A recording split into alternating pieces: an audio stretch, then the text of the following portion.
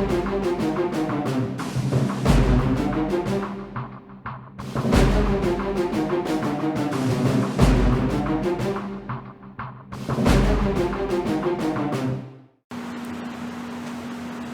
is John Hargrove. This is the Rural Broadband Podcast, and I'm here on December 13th in Buna, Texas, and I'm going to have a conversation with Mr. Jay Sharp. And so we're going to talk about his life and how technology has intersected his life at different points. And good afternoon, Jay, and thank you for coming. Man, I really appreciate you for having me. Absolutely. So what's your earliest memory that is meaningful to you about how technology was impacting your life and how you were dealing with it? I think probably I was thinking about this a couple of days ago. I was thinking about how you remember the little video games before Game Boys and all that stuff. Yeah. The ones where you had the little football player. It was just like a hash mark move around. Before that, the iteration before that was the water puzzles. Remember those? Right. Well, I came in where it was that was the first electronic thing I ever remember touching, and I remember always me and my uncle would trade off because he had a football one and a basketball one. Yeah. And we would just I play always back like to and play the football one. Yeah. Me too. The white one? Yeah. Yeah. 100%. So I think that was probably the first place that So how old were you then? man, probably 6. Yeah. Probably 6 years old. Before that, the only other technology that I recall is standing beside the TV holding the rabbit ears for my dad. Right. I remember doing that. And how I was thinking back then, man, I wish I could figure out a way to hold these things themselves. Exactly. Or where is the foil? Right. Where we need to Where put does the it put foil. the foil? Yeah. That's right. So I think that was kind of my first experiences with all that. So, but yeah, it's blown up since then. I mean, it's like a whole different world now. I mean, I can order my Sonic burger before I get there on an app. Right. I could, you can order a lot of stuff. We'll say it like that. You can order a lot of stuff through our phones now without having to talk. Yeah. I mean, I heard a skit from Norm Macdonald. He was talking about how crazy back 100 years ago if we pulled a phone out and tried to take a picture with it. Right. Now it's just normal. Right. I know. Yeah. You know what I mean? Right. So it's been wild. So your first job where you had to use technology? My first job where I had to use technology was early 2000s. Man, we were still, even in high school here in Buna, there was it was all DOS. Windows hadn't, we hadn't, nothing in Buna was Windows. Right. So it always seemed like this crazy mystery of a black screen and a blinking cursor space, So it didn't appeal to me much. I was like, man, this is stupid, I would see stuff, but as I moved on into 2000s, whenever it became more utilitarian in a way where you could go and look at things and see what was going on or see what was happening or the information, it almost took the place of like a library in a way, for some folks. And so early 2000s, I was working at a company called Datacom in Beaumont, and they were a business phone solution provider. And what I would do, I basically just did basic spreadsheet stuff. That's all I really kind of got into at that point. And plus, at that point, there was also some growth on the internet side of things. When they started talking about the worldwide interweb, nobody knew what the hell that was. It was like, I mean, what does this mean? I mean, it's almost kind of like, the first people to, experience fire. You know what I'm saying? I mean, it's like, we don't know what it is, but we're not freezing to death, each night. So, I mean, kind of had those elements to it, So, for me, I think the advent of the internet and the even personal computers. I remember the first personal computer a friend of mine had. His name was Adam Ellison. I graduated with. He had the first iteration of Apple, and I remember thinking, okay, this is like some sort of a game. This is like this football game that we used to hold in our hand, but now it's on this TV looking thing. And, we would play a couple of like worm games or something like that. Very, very basic beta type stuff. But man, it was cool. I was like, well, I don't understand why you would spend so much money on a product that basically gives you the same feeling that this little $15, $20 little unit would do. Yeah, I didn't understand that, but and I didn't. His dad had money, and we didn't. So I mean, I stuck with the football game. So Right. but that's kind of those are kind of the first steps for me was really trying to figure out Excel, figure out some of the early iterations of that, and just figure out how it becomes a tool. It's almost like if you were to hand like a caveman a hammer. In the first weeks he had a hammer, he What wouldn't am I know. going to do with this? Yeah, I mean, he would bite it, he would lick it, he would Right. scratch his head with it. You know what I'm saying? Those types of elements. Right. But I mean, he wouldn't know the utilitarian aspect of it until maybe he saw some other people do it, or just got a revelation one day. Yeah. And so I think that's kind of how it's been for me, is just kind of drafting on the heels of some smarter folks to say, hey man, this is how it becomes a tool. And so I still have that same problem today though, Right. because everything is growing so fast, everything's moving so fast. So, but What was your first experience with broadband, actual broadband internet? so I don't know if it falls under broadband, but I remember T1s. Okay, that would be It's the same kind one, of a broadband. kind of a broadband. Yeah. So I remember T1s whenever we were doing T1s were kind of I still don't know exactly what a T1 is, but I know it was very expensive, and I know it gave people access that they wanted at the Right. time. And so I would say go back to Tel Datacom, because we would run into a few businesses that would have a T1, and that would make our world easier. Okay. Because we could go in and hook up. This is before voice over IP and all that stuff. Okay. This actually moves more over into still that integration phase from the early 2000 or early 2010. I would say 2005-ish to probably 2010, somewhere in there. So you probably had like voice trunks and stuff like Yes, that. Yeah. yes, a lot of that stuff. So you'd kind of have to craft what you had as a product for the customer and provide the proper solution based on what they were already. You didn't want to put them in a position where they were going to have to add, another $1,000 a month each month Right. in order to have your service. So you'd kind of build this hodgepodge of things that would, obviously solve the problem that they had, and at the same time keep them financially in a viable situation. So, but I think going back to that telephone company, it was that was kind of my first place with that. I would say beyond that point, broadband. I'm not sure if I actually like streaming right now. Right. Is still baffling to me. You know what I'm saying? I, honest to God, am experiencing what my parents experienced with watching some of the technology that happened in their life.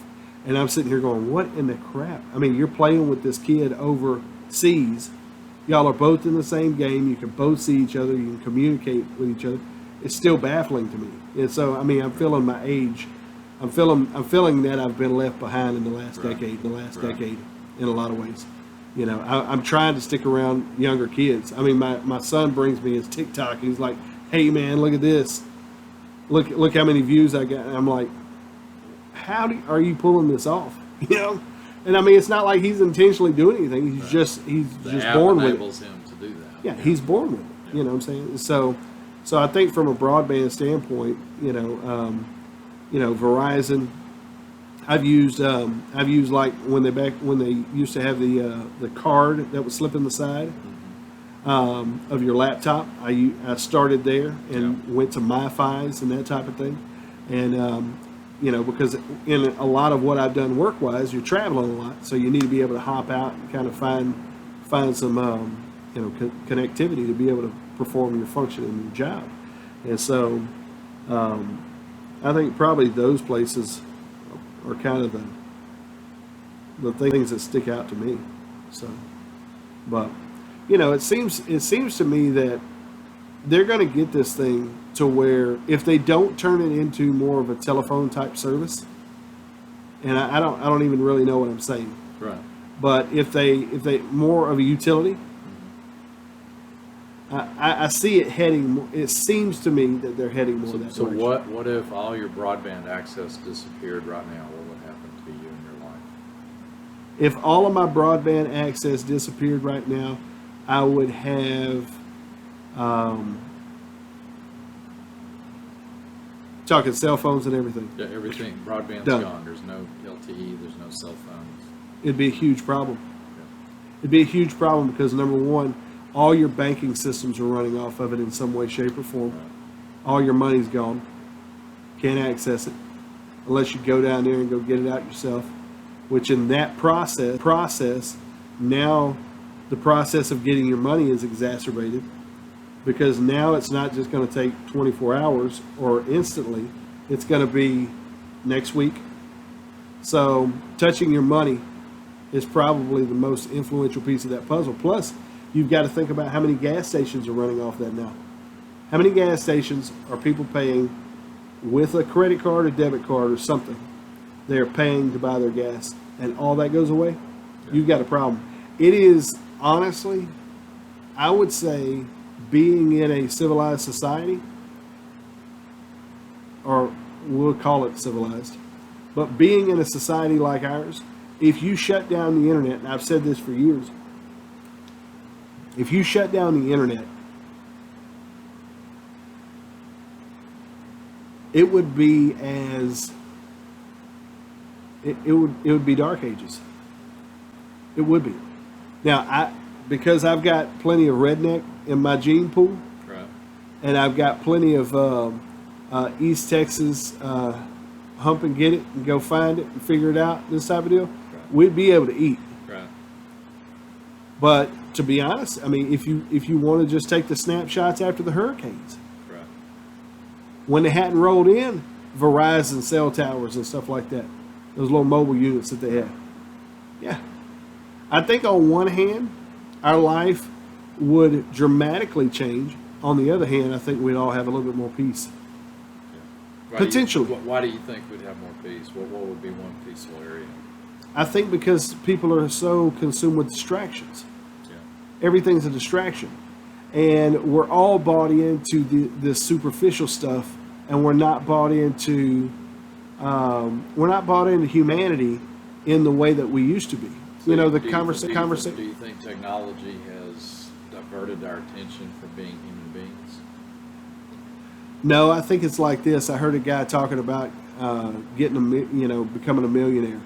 He said a millionaire does nothing more than expose the asshole you were already. Mm. And so to me, So it makes character flaws more 100%. visible, more visible, I guess. Well, I would say more visible, but I can also say this. How much has sex trafficking actually been exacerbated by technology? Yeah, it's been made easier, I guess. 100% easier. And so to me, if you don't have technology, and what it is, once again, going back to the utilitarian aspect of it, it's a tool. It's a tool in the process. You know what I'm saying? And so, but you're also sitting on the other side of this thing looking at, okay, what good can we do? But you cannot be under any deception that there's a whole other group of people sitting out here saying that on the very opposite end of the How spectrum. much bad can we do? How much bad can we do? Here's an experience that just happened 2 weeks ago. We get an email at our company, and the email comes from one of our vendors. Okay.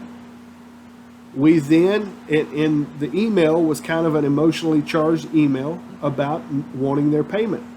Okay. It's over a $50,000 payment. All right. We owed the money. It was part of a project. We were going to pay it. So it was a legitimate project and legitimate bill. Legitimate project, legitimate billing, the whole 9 yards. Our secretary gets a phone call from the individual who is tied to that very same company. Okay? Gets a phone call and says we need payment ASAP. We need,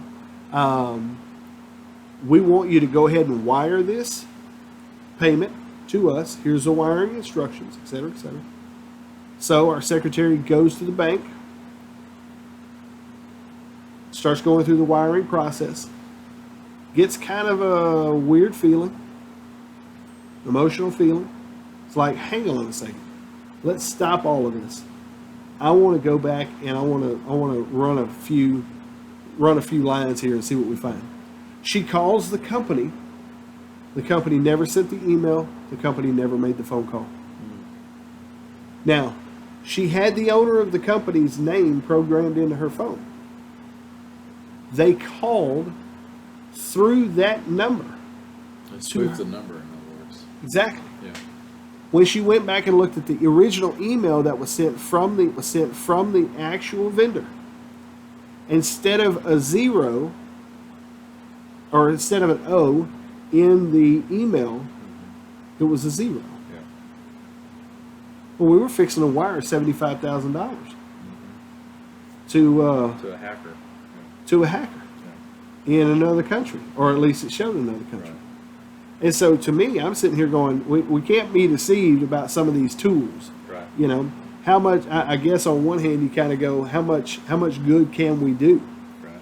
And then on the flip side, you look at a situation like that. I mean, $75,000, if it was going to the country that they say it was going to, which who knows? I mean, that's almost a decade worth of wages. Just like that. Yeah. And so to me, I feel like for us here on the U.S. side of things, who's just trying to feed babies and make a life, I know this. Some of the best peaceful moments that I had was after the hurricane, Yeah. and plus it re-engaged who we are as people, Yeah. because you had to talk to people. Yeah. You had to really kind of put down some of your judgments and criticisms and stuff like that. And do I feel like that is? I feel like, you know, some people say you got to go to church to find God. I think church is just a tool in the process. Right. You know what I mean? And for me, I kind of sit back and I think, you know, the internet and broadband and, you know, all this stuff, all this technology stuff. I mean, it's a tool in the process, and you got to keep it in the proper place. It's not to, because I mean, it's like now, we could text all day long, but how much are we really communicating? Right. Because it's two different worlds. Yeah. You know, and I think this is one of the reasons why relationships are problematic, because we spend more time texting about it than actually talking about it. Yeah. You know, and so you just got to be aware of the yin and yang of the whole process. You know, and I think there's a balance in all of it. But I think for me, you know, I've said this a number of times on other podcasts, where if they shut down broadband and they shut down the electrical grid, they will be eating each other in the streets by Thursday. It'll be pandemonium. It'll be bad. It will be horrible. You know, so to me, I think the good part about technology is the fact that I can pull up my phone right now and I can learn the entire steps and all the process of putting together beef Wellington. I can take that very same device, turn right around, and I can figure out, I'm a bourbon guy, I can figure out how to walk through the process and the steps of bourbon and how to create my own bourbon. I think if you look at it from a standpoint of it being a library of knowledge, I would not put it past, I'll say it like this. I think there's so much information on the web that somebody needs to be printing it off and putting it in a library. That's what I think. Physical library. A physical library. That's what I believe. Yeah. Because, and for me, I have been on some level doing that, because I think there are things out here that we know now. See, we've got a benefit of this beehive information. You've got this beehive collective that's putting all of this information out. And if we're not looking at, because I'm not an end times guy, right? I'm not a guy who thinks we're all gonna die, right? But I'm not a guy who's sitting here thinking that, I'm not wringing my hands over Russia and Ukraine, Yeah. But I am a guy who's kind of geared more toward homesteading and living a life kind of in a self-sustained way. And so I think that can be technology can be a tool for, procuring a lot of those new elements. And plus, when you're dealing with the beehive, and that a lot of people don't think about it like that, but what we're looking at online is a beehive of collective thought. And so if you utilize that for what you need it for, you never know. You may need a good bourbon that you can make in the future. Right. You never know. You may need a good something else that you may need in the future. Correct. You know what I mean? Yeah. And so for me, that's where it's kind of a catch-22 in a way. Okay. So I'm going to pause on Yeah. part one.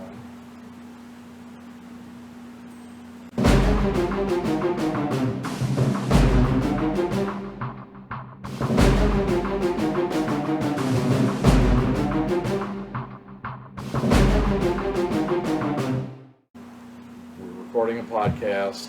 You do podcasts. You've done a lot of media stuff that required internet access, and so just in your job that you do today, both the podcast and your other work, what do you see in the immediate future, and then maybe start talking toward what could the internet do that it's not doing today? What could broadband access do that's not doing today, and what do you see as the needs for that?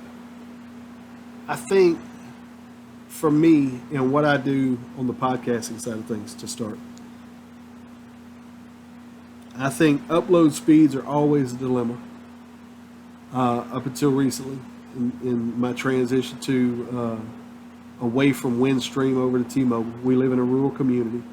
But to be honest with you, upload speeds are normally an issue.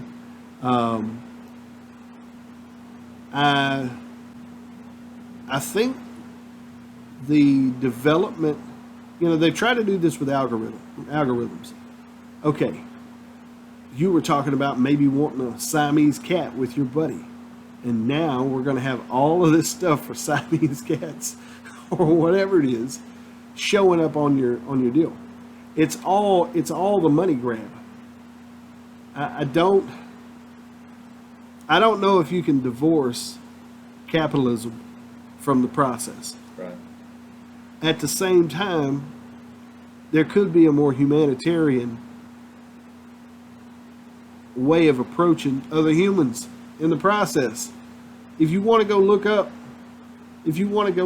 like even having maybe a timing, and there probably is some of this stuff that I may refer to, but say I go, I'll say it like this. Last year, around this time, I was looking for a Ford truck. I go online, I look up 2 or 3 of those Ford dealers, look around. It was 6 months before I could see any other advertisement outside of a Ford truck. Specifically this Ford truck that I was after. Right. And so I think there could be a shorter time span on some of that. I think you could probably, give them 10 days. If they want to, if they access it again, say day one, they access and type in the search, that I think algorithms are problematic to me.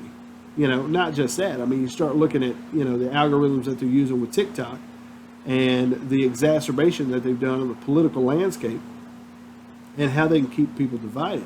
I think there's a humanitarian way of going about that makes this a better thing. Ironically enough, TikTok's a Chinese company. They use over there is informational and educational. Now, they're communist. but they're definitely putting themselves in a situation where they have the leg up. They have the leg up because their kids are being filled with, not that they're not being filled with other stuff, but the main source of what they get through that same program or that same application is more geared to the education and the evolvement of humanity. I think if we had something along those lines, that's a huge step in a positive direction. You're not just sitting here looking at, girls doing some new dance or Cat videos.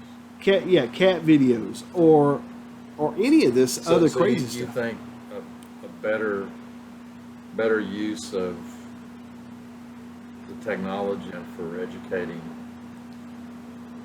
easier, quicker access, better access for education purposes? I think that's a big thing. I think now at the same time, there's a reason that porn is the number one thing that's viewed on the internet. But it was the number one thing viewed on television for years. So, I mean, that kind of holds its own precedence. And you also go back to the fact that you're not going to get the darkness. You're not going to deal with the darkness inside of folks, right? By legislation. Or else we would have a perfect society. 100%, yeah. And some may say, I just think this. I think if there was more humanitarian effort and mentality behind how we're going to approach this next generation or next iteration of the internet, I think that would matter. It's just like looking at the difference between Twitter, what Twitter did. Twitter just became a cesspool. You only had 100 and however many characters, and it went to the cesspool. Mm-hmm. So that's what the collective's going to do. So if you understand that that's what the collective's going to do, then this will be a very small. It wouldn't be, if a person was going to take on this type of endeavor, it would have to be something along the lines of like these filters and stuff that they have for televisions for like the Christian genre of people. That weed out the 4-letter words and stuff like that, and all that stuff. So now that hits a very strategic niche market. I think this, in a way, would do the same thing. I don't know if there's enough capital framework to keep it viable. So you mentioned Twitter. Let's take a detour temporarily. What's your opinion of what Elon Musk is doing? I think Elon Musk is going to have a better opportunity at fixing or exposing how corrupt some of this has been run. Probably better than Kanye West with Parler. That would be my guess. So what do you think? Why do you think Elon's doing this? Just your personal take on that? I think Elon's overhyped, personally. I think he's overhyped. I think we all have a built-in need for a savior. Right. And Elon, he's checking the boxes right now. Elon looks like the God-shaped box that we're all needing. Right. This type of thing. The guy over in Israel right now that they're parading around as the second Messiah. Oh. Now that guy's a different guy too, but I think Elon Musk, because he touches on all the elements. Right. If you think about it, the only thing people can't figure out is what is the real reason he has what's called the boring company? The ground boring. The ground boring company. Right. What's the reason for that? And recently, I heard that they're actually selling bricks from everything they're boring out under LA. And his response is, we just need a better traffic management system for the city. Okay. Well, why are you doing SpaceX? Well, we need to get people to Mars. Okay. Well, why are you buying Twitter? Well, because, Twitter needed to be bought out. It needs to be run by, okay. It's too much eating everything on the plate for Elon. Right. And I would just say this, when that happens, when what I have learned in my 45 years, if there is a collective buy-in, it's normally not a good thing. Okay. And so Elon Musk, in a way, do I think he's a wizard? He's a pretty sharp guy. He's a pretty Yeah. sharp guy, but I think one of his benefits is it's kind of like the Steve Jobs thing. You know, Steve Jobs walks out there in front of everybody, you know, with his blue jeans on, acting like he's Tesla. Right. Really. Let's talk about the sweatshops. Let's talk about all of those people committing suicide, jumping out of the buildings in China Right. or wherever I think it was in China. Yeah. You know, where they had to put up these nets to keep people from killing themselves.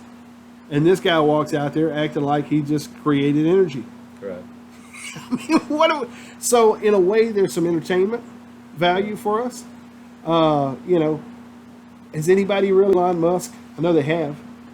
Why Mars? Why are we trying to get to Mars? I think there's a lot of, I'm not saying this is Elon's thing, but I think one of the things that I've noticed is that when the government starts spending money towards something, these magical companies spring up, Yeah. and it's a cash grab.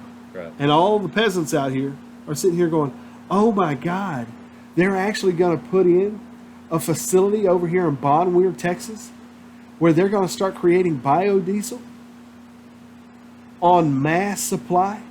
And they're going to have 200 chip trucks going in there. Anybody do the research? Does anybody know where those companies come from? They all was created in and around the whole green energy deal. Yeah. Have there been any other plants go online? No, plants going to go online in Bonwire, Texas. Who knows? I'm a betting guy, and I wouldn't bet on that. Right. You know what I mean? It's probably a long shot. Long shot, you know. But do, you know, is there government funding behind anything? Tesla. I mean, it's like the battery operated car. You know, I'm sitting here thinking to myself, why wouldn't a guy like Elon Musk put his money behind this group who just had this breakthrough with energy in the last 5 days? Right. We want to talk about some real stuff? Let's don't talk about capitalism.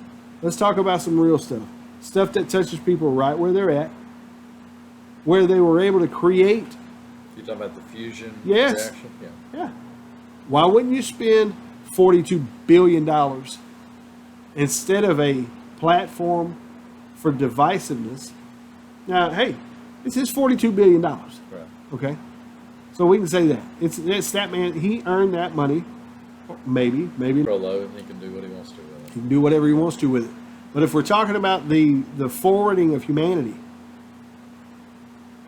I don't know. I just think there's some other ventures out there. It's worth consideration.